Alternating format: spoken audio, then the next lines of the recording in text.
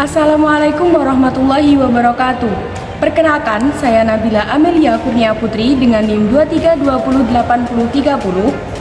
Dan saya Dia Prametia dengan NIM 23208029. Dan saya Elvina Harani dengan NIM 23208044. Dan saya Amalia Maria Putria dengan NIM 23208045. Di sini kami akan memaparkan hasil dari observasi yang kami lakukan berdasarkan pada wawancara dari beberapa narasumber. Yang pertama ada Bu Asisul Khairat, MPD, selaku dosen dan juga guru di bidang kimia. Dan yang kedua ada Bu Hana Agustina, SPD, selaku guru di bidang biologi. Dan yang terakhir ada Bu Jenny Dwi Litvita, SPD, selaku guru di bidang matematika. Narasumber yang pertama yaitu Bu Asisul Khairat, MPD, selaku guru dan juga dosen di bidang kimia. Berdasarkan hasil wawancara yang kami lakukan pada hari Rabu 11 Desember 2024, Bu Asisul mengungkapkan bahwasanya teori belajar yang beliau gunakan dalam pembelajaran di kelas ialah teori belajar humanis dan juga teori belajar behavior. Teori belajar humanis merupakan teori pembelajaran yang menekankan pada pengembangan potensi individu. Jadi, dari sana guru bersifat sebagai fasilitator. Kemudian, ada teori behavior yang merupakan teori belajar dengan target utamanya ialah membentuk perilaku siswanya.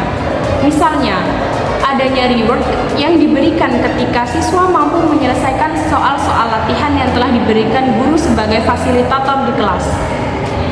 Selain itu, Bu Asisul Khairat, MPD, juga mengungkapkan bahwasanya teori belajar humanis serta teori belajar behavior merupakan teori belajar yang sangat efektif diterapkan pada pembelajarannya.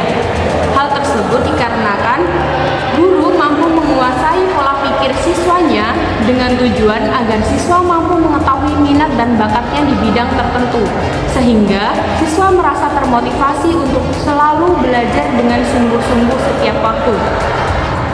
Kemudian, kelebihan dari diterapkannya teori humanis serta behavior ini adalah student center.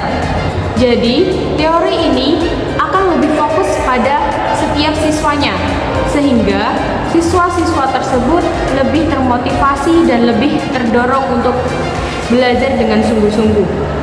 Kekurangan dari diterapkannya teori belajar humanis serta behavior ini adalah waktu yang terasa sangat singkat, sehingga guru perlu memanajemen waktu yang lebih efisien. Narasumber yang kedua yaitu Ibu Hana Agustina, SPD, selaku guru di bidang biologi. Beliau juga menggunakan teori belajar humanis dan behavior. Akan tetapi metode yang digunakan sesuai dengan materi yang diajarkan, misalnya sistem ceramah, discovery, serta kolaboratif, sehingga siswa mampu menyesuaikan dirinya untuk belajar. Narasumber juga biasanya memanfaatkan media pembelajaran seperti buku paket penunjang pembelajaran, PPT interaktif, serta praktikum sederhana. Keefektifan teori yang digunakan yaitu dapat meningkatkan motivasi belajar siswa karena teori yang digunakan mampu mendukung dan berpusat pada siswa, sehingga teori ini dapat mengembangkan pola pikir siswa yang lebih kritis. Selain itu, teori yang digunakan mudah diterapkan pada kalangan siswa dengan latar belakang yang berbeda-beda. Kelebihan teori behavior dan humanis. Teori yang digunakan lebih fokus pada individu, sehingga mampu menggali potensi yang ada dalam diri siswa. Teori yang digunakan juga mampu membangun hubungan yang lebih positif antara guru dan siswa. Kekurangan teori humanis dan behavior. Teori yang digunakan juga terkadang bersifat abstrak dan terkadang sulit diukur secara objektif. Selain itu, adanya kemungkinan teori yang digunakan sulit diterapkan dalam kelas dengan jumlah yang besar karena harus mengerti setiap individu siswa. Narasumber yang terakhir adalah Bu Jenny Dwi Litvita, SPD, selaku guru di bidang matematika. Berdasarkan wawancara kami bersama Bu Jenny Dwi Litvita, beliau mengungkapkan bahwa teori yang beliau gunakan ada tiga. Yang pertama yaitu teori belajar behaviorisme, yang kedua teori belajar kognitivisme, dan yang terakhir yaitu teori belajar konstruktivisme. Dalam teori behaviorisme, beliau mengungkapkan bahwa teori ini menekankan pada pengamatan perilaku yang dapat diukur dan diobservasi. Yang kedua yaitu kognitivisme. Beliau mengungkapkan bahwa teori ini menekankan pada proses mental yang terjadi dalam pembelajaran seperti berpikir, memori, dan pemecahan masalah.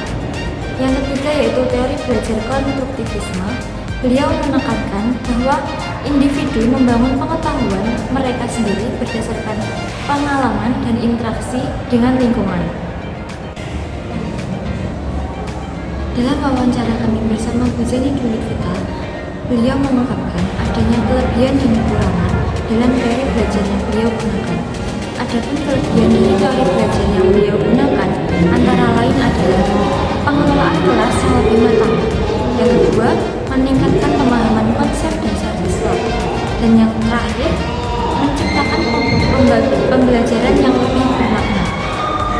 Adapun kekurangan yang beliau ungkapkan, yang pertama ada kurangnya praktis, dan yang kedua ada sulit diterapkannya dengan sumber daya yang terbatas. Bu Zeni Dwivita SPD juga mengungkapkan bahwa keefektivitasan teori belajar tergantung pada konteks dan tujuan belajar. Kombinasi dari ketiga pendekatan tersebut yaitu yang meliputi teori belajar behaviorisme, kognitivisme, dan konstruktivisme memberikan hasil terbaik sesuai kebutuhan siswa dan siswi pada sekolah tersebut. Berikut kesimpulan berdasarkan pemaparan hasil dari observasi yang kami lakukan melalui beberapa narasumber tadi. Kami menyimpulkan bahwasannya teori belajar behaviorlah yang paling sering digunakan oleh pengajar karena dirasa sangat efektif untuk membentuk perilaku siswa, seperti mengembangkan kebiasaan baru dan pola pikir mereka sebagai siswa. Kemudian, teori ini juga membantu mengontrol perilaku yang tidak diinginkan. Kemudian, teori ini dapat meningkatkan kinerja siswa dalam berbagai bidang. Dan terakhir, teori ini juga bisa menciptakan lingkungan belajar yang konduktif serta mendukung. Sekian pemaparan dari hasil observasi yang kami lakukan. Atas perhatiannya terima kasih. Wassalamualaikum